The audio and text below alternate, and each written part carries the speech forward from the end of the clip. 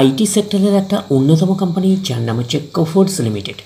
Coforge লিমিটেডের হচ্ছে quarter ওয়ানের রেজাল্ট আউট হয়ে গেছে। কোয়ার্টার ওয়ানের রেজাল্টের পারফরমেন্স কী টাইপের দিয়েছে কোফোর্জ লিমিটেড, সেটাকে নিয়ে আমরা অ্যানালিসিস করব। তার আগে আমরা কোম্পানিটার হচ্ছে চার্ট প্যাটার্নটাকে নিয়ে অ্যানালিসিস করব।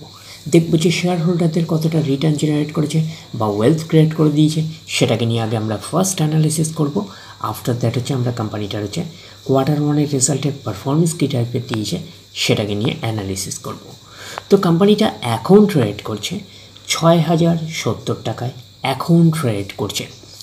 আমরা যদি চলে যাই কোম্পানিটার মার্কেট ক্যাপিটালাইজ, কোম্পানিটার মার্কেট ক্যাপিটালাইজ হচ্ছে অ্যাপ্রক্স 37,000 কোটি টাকার মার্কেট ক্যাপিটালাইজ। অর্থাৎ এই কোম্পানিটাকে আমরা মিড ক্যাপ টাইপের কোম্পানি হিসাবে কনসিডার করতেই পারি।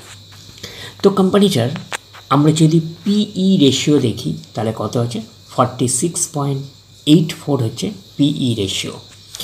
এবং কোম্পানিটার আমরা যদি 52 উইক হাই দেখি কত আছে 6,847 টাকা 45 পয়সা হচ্ছে 52 উইক হাই। এবং আমরা যদি কোম্পানিটার 52 উইক লো দেখি 4,287 টাকা 25 পয়সা হচ্ছে 52 উইক লো। তো কোম্পানিটার আমরা যদি একদিনের পারফরমেন্সে যাই 1.5% মতন পজিটিভ রিটার্ন জেনারেট করেছে একদিনে। 5 দিনের পারফরমেন্স করেছে 2% মতন পজিটিভ রিটার্ন জেনারেট করেছে 5 দিনে। এক মাসে দেখি কীরকম পারফরমেন্স করেছে 13.5% মতন পজিটিভ রিটার্ন জেনারেট করেছে এক মাসে। 6 মাসের পারফরমেন্স দিয়েছে 2% মতন নেগেটিভ রিটার্ন জেনারেট করেছে 6 মাসে। 1 জানুয়ারি থেকে কীরকম পারফরমেন্স করেছে 2% মতন নেগেটিভ রিটার্ন জেনারেট করেছে 1 জানুয়ারি থেকে। আমরা যদি চলে যাই এক বছরে দেখি কীরকম পারফরমেন্স করেছে, এক বছরে হচ্ছে বলতে পারি 28% মতন পজিটিভ রিটার্ন জেনারেট করেছে এক বছরে। তো ন্যাচারাল ব্যাপার, আমরা জানি যে শর্ট টার্মে সেভাবে ওয়েলথ ক্রিয়েট হয় না স্টক মার্কেট থেকে। যত লং খেলবেন স্টক মার্কেটে তত হচ্ছে ওয়েলথ ক্রিয়েট হয়। বাট এই কোম্পানিটা কিন্তু শর্ট টার্মে অর্থাৎ এক বছরে একটা ওকে টাইপের পারফরমেন্স করেছে, আমরা এইটুখানি বলতে পারি। 28% মতন পজিটিভ রিটার্ন জেনারেট করেছে এক বছরে অর্থাৎ শর্ট টার্মে। তো এখন দেখার বিষয় কোম্পানিটা কি লং টার্মে ভালো পারফরমেন্স করেছে, লং টার্মে কি শেয়ার হোল্ডারদের ওয়েলথ ক্রিয়েট করে দিয়েছে, সেটাই কিন্তু এখন আমাদের দেখার বিষয়। তাহলে আমরা চলে যাচ্ছি কোম্পানিটার 5 বছরের চার্ট প্যাটার্নে। তো 5 বছরে কীরকম পারফরমেন্স করেছে 206% মতন পজিটিভ রিটার্ন জেনারেট করেছে 5 বছরে। তো 100% মানে ইনভেস্টমেন্ট ডবল। তো ইনভেস্টমেন্টকে আমরা এইটুকুনি বলতে পারি 3 গুণের কিন্তু বেশি করে দিয়েছে 5 বছরে। তো 5 বছরে কিন্তু একটা ডিসেন্ট টাইপের পারফরমেন্স করেছে, হিউজ ওয়েলথ ক্রিয়েট করে দিয়েছে শেয়ার হোল্ডারদের, আমরা এইটুকুনি বলতে পারি। তো এটা আমরা 5 বছর দেখছি। তো অ্যাকচুয়ালি এটা কিন্তু 5 বছরের চার্ট প্যাটার্ন নয়, এটাই হচ্ছে ম্যাক্সিমাম চার্ট প্যাটার্ন। তার মানে এই যে কোম্পানিটা লিস্টেড হয়েছে কবে, লিস্টেড হয়েছে 2020-তে লিস্টেড হয়েছে। তাহলে 2020-র পরে হচ্ছে 21, 22, 23 অ্যান্ড 24, 1, 2, 3, 4। তার মানে কোম্পানিটা 5 বছর কমপ্লিট হয়নি। ম্যাক্সিমাম চার্ট প্যাটার্নটা হচ্ছে 4 বছরের চার্ট প্যাটার্ন। তো ম্যাক্সিমাম চার্ট প্যাটার্নটাকে এখনও অবধি আমরা ডিসেন্ট হিসেবে কনসিডার করতে পারছি না। তার কারণটা কি, বেশি দিনের ডেটা হিস্ট্রি অ্যাভেলেবেল নয়, শুধুমাত্র 4 বছরের ডেটা হিস্ট্রি অ্যাভেলেবেল। তো সেই কারণে কিন্তু ম্যাক্সিমাম চার্ট প্যাটার্নটাকে এখনও অবধি আমরা ডিসেন্ট হিসাবে কনসিডার করতে পারছি না। বাট এইটুখানি বলতে পারি যে 4 বছরের পারফরমেন্স হিসাবে কিন্তু একটা ডিসেন্ট টাইপের পারফরমেন্স করেছে, হিউজ ওয়েলথ ক্রিয়েট করে দিয়েছে শেয়ার হোল্ডারদের, আমরা এইটুখানি বলতেই পারি। তো এখন দেখার বিষয় কোম্পানিটার কোয়ার্টার ওয়ানের রেজাল্টের পারফরমেন্স কী টাইপের দিয়েছে। তাহলে আমরা চলে যাচ্ছি কোম্পানিটার কোয়ার্টার ওয়ানের রেজাল্টে। আমরা চলে আসলাম কোম্পানিটার হচ্ছে কোয়ার্টার ওয়ানের রেজাল্টের পিডিএফ ফাইলে। আগে আমরা ফার্স্ট দেখে নেব কোম্পানি ডিভিডেন্ড ডিক্লেয়ার করেছে নাকি, এটাকে আগে আমরা দেখে নেব। তো এখানে লেখা দেখতেই পাচ্ছেন, কি লেখা আছে, ইন্টারিম ডিভিডেন্ড 19 টাকা, 19 টাকা করে কিন্তু ইন্টারিম ডিভিডেন্ড কিন্তু ডিক্লেয়ার করেছে। তো ইন্টারিম ডিভিডেন্ডের ক্ষেত্রে কিন্তু শেয়ার হোল্ডারদের অ্যাপ্রুভালের প্রয়োজন হয় না, এটুখানি কিন্তু মাথায় রাখবেন।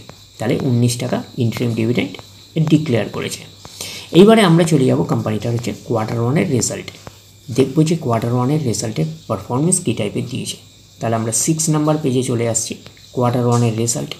আগে আমরা ফার্স্ট দেখে নেব যে কোম্পানির সিকোয়েন্সগুলো ঠিকঠাকভাবে সাজানো রয়েছে নাকি এটাকে আগে আমরা ফার্স্ট দেখে নেব। এটা হচ্ছে এই কোয়ার্টার, মিস হচ্ছে Q1, এটা প্রিভিয়াস কোয়ার্টার, আর এটা হচ্ছে 1 বছর আগে। তাহলে সিকোয়েন্সগুলো ঠিকঠাকভাবে সাজানো রয়েছে আমরা এইটুকুনি বলতেই পারি। তো অ্যামাউন্টগুলো কিসে দিয়েছে? অ্যামাউন্টগুলো হচ্ছে মিলিয়ন্সে দিয়েছে অ্যামাউন্টগুলো। এইবারে আমরা চলে যাব কোম্পানিটার টোটাল ইনকামে। তো টোটাল ইনকামে যাওয়ার আগে আমরা কি করব, একটু লার্জ করে নিয়ে অ্যাডজাস্ট করে নেব, তাহলে আপনাদের কাছে ব্যাপারটা আরও ভিজিবল হবে। তো এইবারে আমরা চলে আসলাম কোম্পানিটার টোটাল ইনকামে। তাহলে কত পাচ্ছি? এই কোয়ার্টার মিন্স হচ্ছে Q1-এ 24,262, প্রিভিয়াস কোয়ার্টারে ছিল 23,684 এবং 1 বছর আগে ছিল 22,370। তাহলে 1 বছর আগের 22,370টা এখন কত হয়ে গেছে? 24,262। তাহলে আমরা বলবো ইয়ার অন ইয়ার বেসিস কিন্তু জাম্প রয়েছে টোটাল ইনকামে। প্রিভিয়াস কোয়ার্টারে ছিল কত? 23,684, সেটা হয়ে গেল এই কোয়ার্টার, মিন্স হচ্ছে Q1-এ হয়ে গেল কত? 24,262। তাহলে আমরা বলবো কোয়ার্টার অন কোয়ার্টার বেসিসও কিন্তু জাম্প রয়েছে টোটাল ইনকামে। তো ন্যাচারাল ব্যাপার, আমরা জানি যে ইনকাম করতে গেলে কোম্পানিকে এক্সপেন্সেস করতেই হবে। তো এখন দেখার বিষয় কোম্পানিটা ইনকাম করতে গিয়ে কতটা এক্সপেন্সেস করেছে।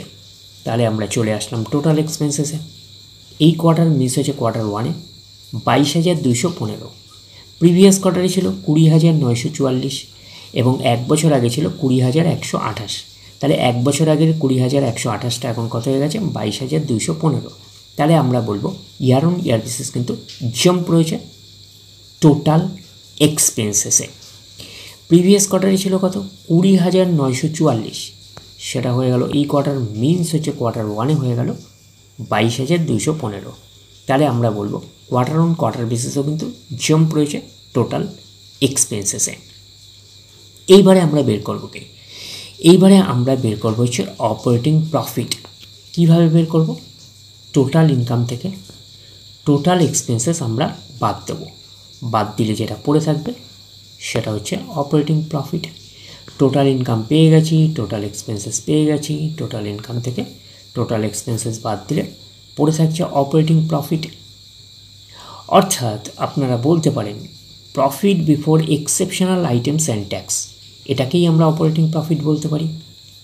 এই কোয়ার্টার মিস হচ্ছে Q1-এ 2,047, প্রিভিয়াস কোয়ার্টারে ছিল কত? 2,740 এবং 1 বছর আগে ছিল কত? 2,242। তাহলে 1 বছর আগের 2,242টা এখন কত হয়ে গেছে? 2,047। তাহলে আমরা বলবো ইয়ার অন ইয়ার বেসিস কিন্তু ডাউন পারফরমেন্স করেছে, আমরা এইটুখানি বলতে পারি অপারেটিং প্রফিটে। প্রিভিয়াস কোয়ার্টারে ছিল কত? 2,740, সেটা হয়ে গেল এই কোয়ার্টার, মিন্স হচ্ছে Q1-এ হয়ে গেল কত? 2,047। তাহলে আমরা বলবো কোয়ার্টার অন কোয়ার্টার বেসিসও কিন্তু ডাউন পারফরমেন্স করেছে অপারেটিং প্রফিটে।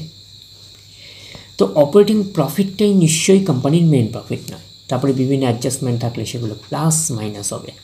গভর্নমেন্টকে ট্যাক্স পে করতে হবে, গভর্নমেন্টকে ট্যাক্স পে করার পরে কোম্পানির কাছে যেটা পড়ে থাকবে সেটা কোম্পানির ফাইনাল প্রফিট বা নেট প্রফিট হিসাবে আমরা কনসিডার করতেই পারি। তাহলে পাচ্ছি কি? Profit for the period / year from operation, এটাকেই আমরা নেট প্রফিট বলতে পারি, এটাকেই আমরা ফাইনাল প্রফিট বলতে পারি। এই কোয়ার্টার মিস হচ্ছে Q1-এ 1,393, প্রিভিয়াস কোয়ার্টারে ছিল 2,292 এবং 1 বছর আগে ছিল 1,757। তাহলে 1 বছর আগের 1,757টা এখন কত হয়ে গেছে? 1,393। তাহলে আমরা বলবো ইয়ার অন ইয়ার বেসিস কিন্তু ডাউন পারফরমেন্স করেছে নেট প্রফিটে। প্রিভিয়াস কোয়ার্টারে ছিল কত? 2,292, সেটা হয়ে গেল এই কোয়ার্টার, মিন্স হচ্ছে Q1-এ হয়ে গেল 1,393। তাহলে আমরা বলবো কোয়ার্টার অন কোয়ার্টার বেসিসও কিন্তু ডাউন পারফরমেন্স করেছে নেট প্রফিটে, আমরা এইটুখানি বলতেই পারি। তো এখানে আপনারা একটা এন্ট্রি দেখতে পাচ্ছেন এক্সেপশনাল আইটেম। তো এক্সেপশনাল আইটেম কিন্তু ওয়ান টাইমই হয়, একবারই হয়, এটুখানি কিন্তু মাথায় রাখবেন। তো ব্র্যাকেটে দেখতে পাচ্ছেন মানে -116। তাহলে এক্সেপশনাল আইটেমের অ্যামাউন্টটা কিন্তু নেট প্রফিটের মধ্যে কিন্তু অ্যাডজাস্ট হয়ে থাকে। তো সেই কারণে কিন্তু আপনারা নেট প্রফিটের মধ্যে কোয়ার্টার অন কোয়ার্টার বেসিস সেই অর্থে কিন্তু কম্প্যারিজন করতে পারবেন না, যেহেতু নেট প্রফিটের মধ্যে এক্সেপশনাল আইটেমের অ্যামাউন্টটা অ্যাডজাস্ট হয়ে রয়েছে। তো সেই কারণে আমরা কাকে কনসিডার করব? আমরা হচ্ছে কনসিডার করব অপারেটিং প্রফিটটাকে ধরে কনসিডার করব। তো অপারেটিং প্রফিটটাকে ধরেও যদি কনসিডার করি তাহলে কোয়ার্টার অন কোয়ার্টার বেসিস কিন্তু ডাউন পারফরমেন্সই রয়েছে। আর এখানে নেট প্রফিটে ধরলেও কিন্তু কোয়ার্টার অন কোয়ার্টার বেসিসও কিন্তু ডাউন পারফরমেন্স রয়েছে, আমরা এইটুখানি বলতেই পারি। এইবারে আমরা চলে যাব কম্পারেটার ইপিএসে অর্থাৎ আর্নিং পার শেয়ারে। তাহলে আমরা চলে আসলাম ইপিএসে অর্থাৎ আর্নিং পার শেয়ারে। এই কোয়ার্টার মিস হচ্ছে কোয়ার্টার ওয়ানে 20.93, প্রিভিয়াস কোয়ার্টারে ছিল 36.21 এবং এক বছর আগে ছিল 27.06। তাহলে এক বছর আগের 27.06টা এখন কত হয়ে গেছে 20.93। তাহলে আমরা বলবো ইয়ার অন ইয়ার বেসিস কিন্তু ডাউন পারফরমেন্স করেছে ইপিএসে অর্থাৎ আর্নিং পার শেয়ারে। প্রিভিয়াস কোয়ার্টারে ছিল কত 36.21, সেটা হয়ে গেল এই কোয়ার্টার, মিনস হচ্ছে কোয়ার্টার ওয়ানে হয়ে গেল 20.93। তাহলে আমরা বলবো কোয়ার্টার অন কোয়ার্টার বেসিসও কিন্তু ডাউন পারফরমেন্স করেছে ইপিএসে অর্থাৎ আর্নিং পার শেয়ারে। তো ন্যাচারাল ব্যাপার, আমরা জানি যে নেট প্রফিটের রিফ্লেকশনটা ইপিএসে পাই, তো নেট প্রফিটের রিফ্লেকশনটা আমরা ইপিএসে পেয়েছি। তো ওভারঅল কনক্লুশন হিসাবে আমরা এইটুখানি বলতে পারি যে নেট প্রফিটে আমরা কি পড়েছি। তো আমরা নেট প্রফিটে পেয়েছিলাম যে ইয়ার অন ইয়ার বেসিস এবং কোয়ার্টার অন কোয়ার্টার বেসিস দুটোতেই কিন্তু ডাউন পারফরমেন্স করেছে। আর যদি এক্সেপশনাল আইটেমটাকে অ্যাভয়েড করেও যদি ধরি তাহলে আমরা অপারেটিং প্রফিটটাকে ধরেও যদি করি তাহলেও ইয়ার অন ইয়ার বেসিস এবং কোয়ার্টার অন কোয়ার্টার বেসিস দুটোতেই কিন্তু ডাউন পারফরমেন্স করেছে, আমরা এইটুখানি বলতে পারি। তো সেই হিসাবে আমরা বলতে পারি যে কোফোর্জ লিমিটেডের হচ্ছে কোয়ার্টার ওয়ানের রেজাল্ট সেই অর্থে কিন্তু খুব একটা ভালো পারফরমেন্স করেনি, আমরা কিন্তু এইটুখানি বলতেই পারি। তাহলে ওভারঅল ভিউটা আপনাদের কাছে ক্লিয়ার। তাহলে এই অবধি, নেক্সট ভিডিওতে আবার আপনাদের সাথে আমার দেখা হচ্ছে। ধন্যবাদ।